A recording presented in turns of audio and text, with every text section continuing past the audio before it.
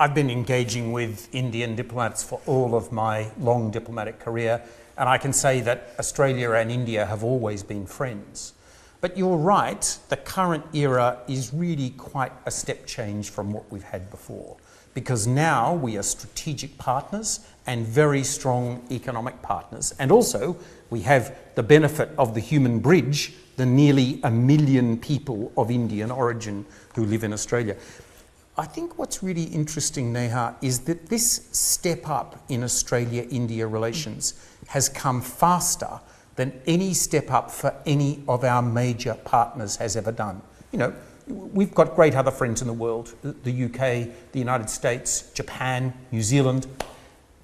But those relationships stepped up gradually over a long period. The India-Australia links have gone very fast upward, and now we describe India as one of our top-tier security partners. That's good to know. Let's hope we can make up for lost time. And I'm very glad you bring up the human bridge, because we must dwell on that in just a moment. Before that, High Commissioner, I want to talk about the trade ties between the two countries. Now, the ECTA, or the Economic Cooperation and Trade Agreement, was signed between the two countries in April 2022. It came into force in December that year. Let's look at the volume of trade between India and Australia. In 2021-22, Australia's trade with India stood at 46 billion Australian dollars. It has been a significant improvement over time, no doubt, but it still makes up just 4% of Australia's trade. Now you compare this with China, which stands at 27%, or a whopping 285 billion Australian dollars. Now I understand the Chinese economy is far bigger than India's, but as growing partners, how do you think the two countries can bridge this yawning gap? Well, Rome wasn't built in a day, but I'm very optimistic about the bridge that we're building. Over the last 5 years, Australia-India trade has gone up 65%.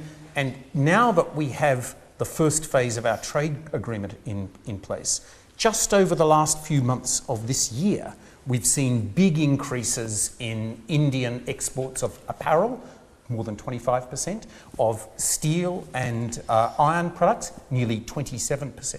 So I'm very optimistic that we're on the right track, but the future is huge. And because Australia has many of the complementary skills and competencies that India needs for its growth, high quality education, high quality energy and resources. We're the biggest producer of critical minerals in the world. That's an opportunity for us to drive this partnership forward. And guess what? We've got a plan for that, because the second phase of the free trade agreement, which I'm determined that we get resolved, will bring us into even closer economic partnership, and I want to see those statistics continue to rise fast. All right. Let's certainly hope they do. You know, let's talk about the security aspect of this relationship. India and Australia are members of the Quad. Would you say that, you know, Quad as an entity is contributing significantly to regional stability? How do you think it is adding to security in the Indo-Pacific? And also, if I might add, do you believe both Quad and AUKUS are, in a sense, designed to counter the threat, the security threat posed by China? That's the way many see it. Look, the Quad for us is not against somebody, it's what we're for. And these four big democracies in our region are for the rule of law.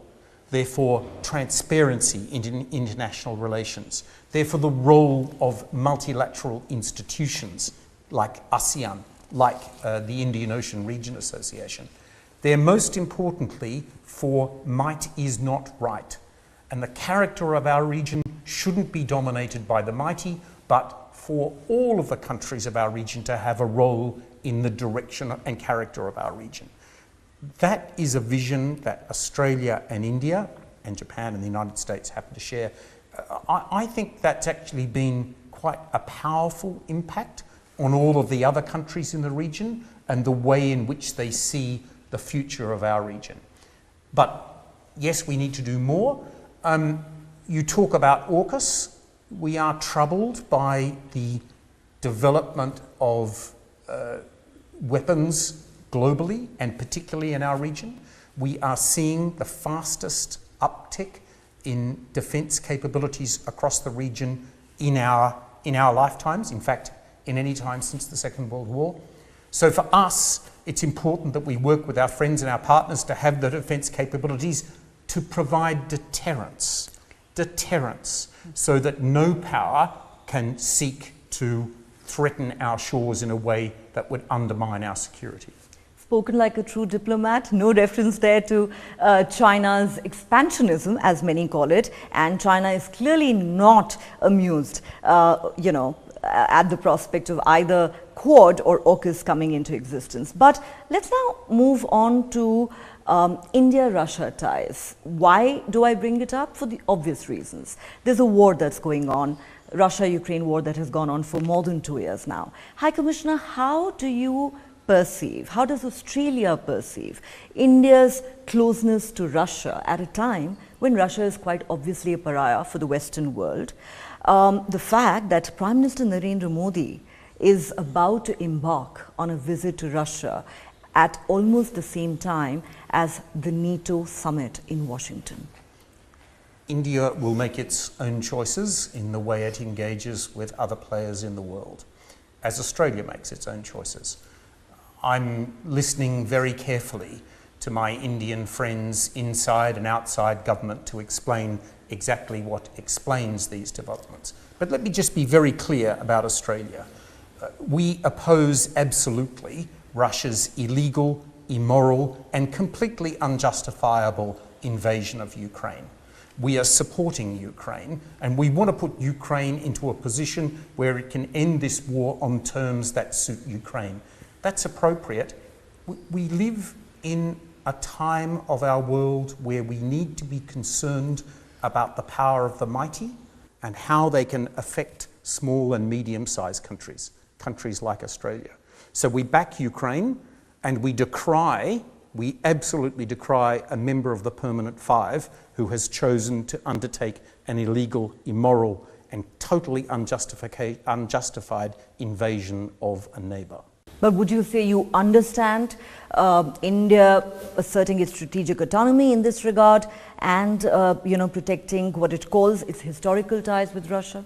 Look, I understand strategic autonomy. I also understand India's multi-alignment policy. In many ways they make good sense, and there is much in those policies that allows Australia and India to engage in new and powerful ways. India will make its own choices about individual visits and particular relationships. I'm focused on getting on with the things where Australia and India agree and where we can make a palpable difference for the good in the world. All right. High Commissioner, you referred earlier in the interview to the human bridge that exists between India and Australia. Let's therefore talk about students, because they, are a very important component of that human bridge that you referred to. Now, Australia's Deakin University has the distinction of being the first foreign university to set up a campus in India. It's in Gujarat. The two countries signed the Australia Mobility Agreement in 2024, this year itself, for migration of skilled labour. Now, it is also well known that Australia is amongst the top 5 higher education destinations for Indian students. However, the trouble, High Commissioner, is that your country in recent times has made it extremely difficult for international students to get a visa. Why do I say that? You have more than doubled the visa fee for them. From the 1st of July, international student visa fee has risen to 1,600 Australian dollars from 710 Australian dollars. Visitor visa holders and students with temporary graduate visas are banned from applying onshore for a student visa. The amount of savings that international students need to get a visa was raised in May to 29,710 Australian dollars from a little more than 24,000. Second such increase in 7 months. Do you not believe that this could prove to be a deterrence for a lot of Indian students who may be forced to look elsewhere at other countries Canada, the United States, maybe Europe? And do you not believe it could adversely impact the Australian economy as well? So the first thing to say is these are measures which apply globally and they're not directed at India. And the second thing to say, honestly, Naya, as a parent, I know what it's like to educate my own children. I know the sacrifices that parents make. And I empathise with the fact that these costs will, albeit modestly, increase the cost of education in Australia. But the third thing to say is education in Australia is worth it. And the fact that more than 110,000 Indians are there in Australia at the moment, studying, I think enjoying our environment, getting a very high quality education and being able to return to India and contribute to this country's great economic future and to their families' economic well-being. These are positive things, and they're positive things that will continue to go on. We've increased the entry charge to get a visa to come to study in Australia. That's because the costs of making education available in Australia are increasing, and the costs, frankly, of keeping our visa scheme with a strong sense of integrity are also growing. But we're very confident that Indians will continue to choose Australian education because of the great benefit of the education itself and because of the excellent experience that Indians will have in Australia. I'm very confident that will go on in very large measure. You say that education in Australia is worth it, and I'm not saying it's not, but I just want to quote what the Universities Australia CEO, Luke Shihai, has said. This is not good for our economy or our universities, both of which rely heavily on international student fees. This is what Shihai has been quoted as saying, and international education is one of Australia's largest export industries and was worth 36.5 billion Australian dollars to the economy in 2022-23. Are there concerns that this could take a hit, and do you believe there is any possibility that some sort of a concession could be offered to Indian students going forward? Well, there already were concessions which were offered to Indian students in the context of the first phase free trade agreement, which we call ECTA. And good on the Indian government for having enshrined those in a treaty, which Australia is, of course, delivering precisely as we were required to. Look, I'm very confident that the Australian education industry will continue to be profitable, and I'm very confident that that will continue to be welcome for Indian families who will find that there is value in Australian education, both in terms of the high quality skills that people get access to, but also in the enjoyment that they will have of our environment. But one other thing now, which is really important. Indians being educated in Australia is good, but our education partnership should not be a one-way street. And that's why I'm very proud when all of the universities in the world were invited by the government of India and the government of Gujarat to establish foreign branch campuses in Gift City. And guess what? 2 such universities have answered that call, and they're both Australian. The Deakin University and the University of Wollongong. So our education partnership is important, and it will continue to go ahead, but it shouldn't be a one-way street. And an important way forward is for high quality Australian education to be available in India at a lower cost for the India consumer, but also achieving great results for the Indian student. That's a fair point. It should be a two-way street. High Commissioner Green, let's now talk about a couple of issues that have been somewhat controversial in recent times. There was an ABC documentary that stirred quite a controversy here in India. ABC News claimed it had uncovered, and I'm quoting them, the long arm of the Indian state in Australia. In other words, alleged attempts by Indian intelligence agents to interfere in Australia's national security. The Indian government, Ministry for External Affairs, has responded to this, saying it is nothing but blatant untruths. It appears to serve a particular agenda to malign India. I want to simply ask you, what is the stand of the Australian government on this? Well, it's not for me to comment on individual pieces of journalism by individual news outlets. The Australian Broadcasting Corporation makes its own editorial decisions. But I will say this, coverage of India is very important to Australians. It's important to the million people of Indian origin who live in Australia, and it's important to the other 25 million people in Australia for whom India is an increasingly close friend and partner. So I favour more coverage of India in Australia. I favour more balanced coverage of India in Australia, and I'd be very strongly supporting a range of journalists being able to offer a range of views about India in the coming months. All right, but considering that the Five Eyes countries have spoken repeatedly, at least since the G20 summit last year, about the alleged presence of Indian spies in many of those countries. Of course, the Canadian Prime Minister has been very vocal about it. I would still want to ask you, what is Australia's stand on this issue, even if we keep aside the ABC documentary for a moment? Look, from the security viewpoint. Now, we've said what we've said about these matters. I don't propose to repeat them. Your viewers can see them online. We're getting ahead with having a strong security and economic partnership with India. That's what's vital for our future. We've had the conversations that we need to have, and now we're moving forward. India is a vital partner for Australia, both in terms of security, in terms of economics, and in terms of people-to-people relations, and that's our focus. Okay, India is an important partner, and security cooperation is important in this bilateral relationship. So let me ask you this. Khalistani separatism is a very sensitive issue for India. In countries like the UK, Canada, America, and also Australia, there have been multiple instances where entities that represent the Khalistani secessionist movement have not only held protest marches but also engaged in instances of vandalism. In fact, correct me if I'm wrong, last year some of these elements even disrupted India's Independence Day celebrations in Australia.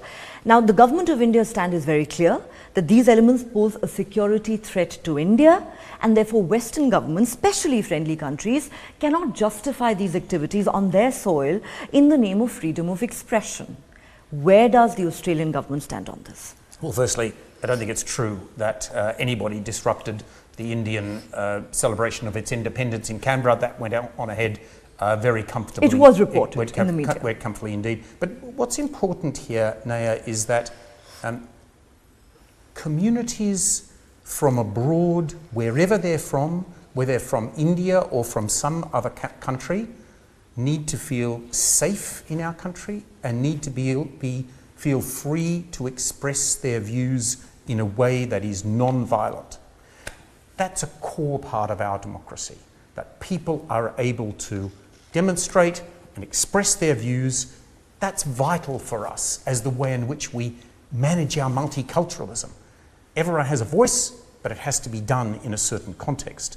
And the context is this, that we utterly excoriate violence in any of these contexts. And our security authorities, our intelligence authorities, our multicultural authorities, our foreign relations authorities are working every day to make sure that these things don't bubble over and give rise to violence or tension between communities. That's enormously important to us. It's a journey that we've been on with many migrant communities in Australia. The Indian migrant community is in Australia vitally important to us. The fastest growing migrant group in Australia. It's important that they feel safe and free to express their views.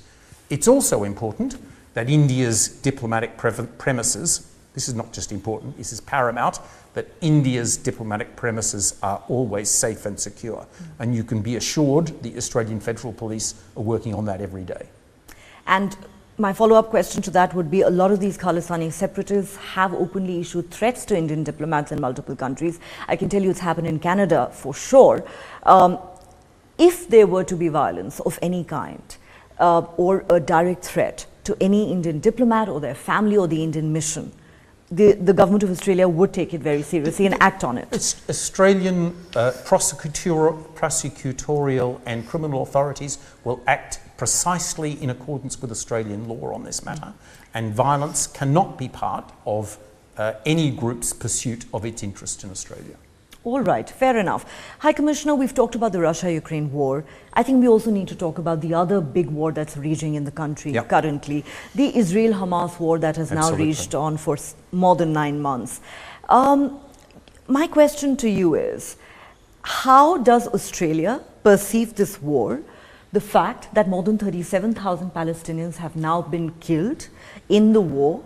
Of course, what happened in Israel on the 7th of October was horrific, but equally horrific is the fact that 37,000 Palestinians have lost their lives, that the Gaza Strip has been bombed back to the Stone Age. I will ask you a direct question. Do you believe what Israel is doing currently is right? We're enormously troubled by the situation in Gaza, and the humanitarian cost to women, children and men in Gaza is not acceptable. We have strongly supported for some time a ceasefire, and the American proposal for a ceasefire we fully back at the moment. At the same time, it's really important, it's vital that Hamas end its terrorism in the region, and that there is an unconditional release of the hostages who are still held. Underlying all of that, it reminds us that a sustainable peace in Israel and Palestine must be achieved. And the only way we see to get to that is a two-state solution, and we strongly favour a two-state solution which would enable Israel to live in peace and security with its neighbours and give the Palestinian people their rights. I'm glad you support the two-state solution and a ceasefire, which has been completely elusive, but there are many, including the United Nations, that have said that Israel has committed war crimes and violated the international humanitarian law. Do you believe Israel has done that? I'll leave that for judicial authorities, and as you know, the ICJ is deliberating that matter right now. What matters, and you referred to the UN has backed the ceasefire proposal of the United States, and Australia backs the ceasefire proposal of the United States. At the moment, that is our core ambition. All right, I respect that. Let's just shift our focus to something entirely different in a lighter vein. You know, when an Indian is talking to an Australian, you can't not talk about cricket. Indeed. And I certainly hope that you are a cricket fan. I am. Like almost every Indian I is. am. Very glad to know that, High Commissioner. So my question to you is, and I can say this with a lot of pride, what did you make of India lifting the T20 World Cup? And there are many in India who said the fact that we knocked Australia out of the T20 World Cup was revenge for you defeating us in the ODI World Cup final. How do you see that? Well, of course it was. And, you know, congratulations to the Indian team and to all of India. Great success. I think the reality is that this is now the great rivalry in international cricket between Australia and India. Certainly the way in which I see Cricket Australia's ambitions is to try to live up to and perhaps better India as often as we can. And another opportunity is coming quite soon. Mm-hmm. So what's really exciting for me now is that this year we will see the Border Gavaskar Series trophy played out in Australia between December and January. Mm-hmm. And we as the Australian government are playing our part in this, because that'll be a great people-to-people opportunity. Mm-hmm. But we are working with the Centre for Australia-India Relations, with Cricket Australia, with Star Sports, to put a range of activities around each of the matches to make sure that those odd Australians and Indians who aren't interested in cricket have something also that will draw them to the stadiums, to make sure that, let's say, Australian business leaders and even political leaders have the opportunity to meet on the sidelines of cricket matches. Mm-hmm. You know, we say in our bilateral relationship, we need to use cricket to get beyond cricket. Yes. And that's what we're trying to do in the context of the Border Gavaskar Trophy this year. Since you refer to it as a great rivalry, how does it compare to the Ashes? My own view is that it has now shaded the ashes, but perhaps even more importantly, ask yourself this question, where is the global centre of cricket now? And there was one time we would have said that was Lord's. Maybe some people might say the Melbourne Cricket Ground, but I think now, without a doubt, the global centre of cricket is here in India. With the IPL and the quality of your team, the fact that it brings players from around the world, including the best from my nation. It's an extraordinary thing, and it takes me back, my first experience of India, decades ago, when I backpacked across this country from Kolkata to Jaisalmer by train and by bus, and two things were inevitable in any of those journeys when I would sit opposite another Indian family. Number one, someone would offer me some delicious food, thinking that I was an underfed Australian, and there would be a conversation about cricket. Indians love to feed, I guess. Indians love to feed, and we love to talk about cricket. So it's a wonderful, precious part of our relationship, and I think it now is the core of the Australian rivalry in cricket. Well, it's been an absolute pleasure talking to you, High Commissioner Philip Green. Thank you so much for speaking to News 9. My pleasure entirely. Thank you very much. Thank you for your time, sir. Cheers.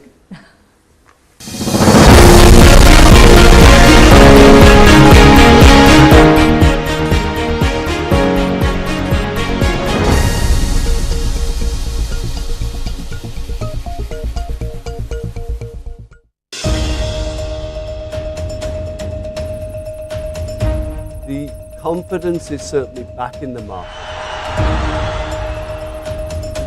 Do tighten your seat belt so that you can withstand volatility.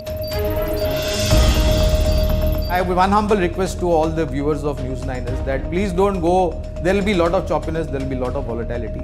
Look at long term, don't look at short term. Buy quality, don't buy quantity, and wish you all the very best. हमारा time आ गया है और रहेगा.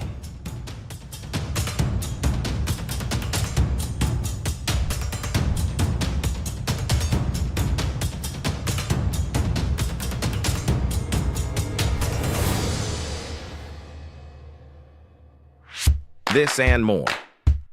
Streaming on News 9 Plus. News is now content. Subscribe and get free vouchers. जानना है तो देखिए, समझना है तो सुनिए, सीखना है तो पूछिए, और कमाना है तो खरीदिए. जानकारी, सलाह और निवेश सब एक ही सुपर ऐप पर. पैसे का सवाल है तो जवाब है मनी 9. आजादी पैसे की. अभी डाउनलोड करें.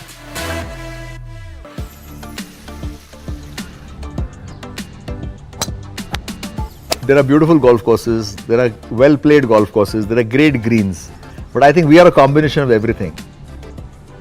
Now, because of the nature friendly atmosphere here, plenty of water, you can hear the birds. So lots and lots of birds live on this golf course. Every corner you have a different vista. You have the beautiful Sayadri range behind you, and it's just endless. It keeps going on and on and on and on. So I think no matter what floor you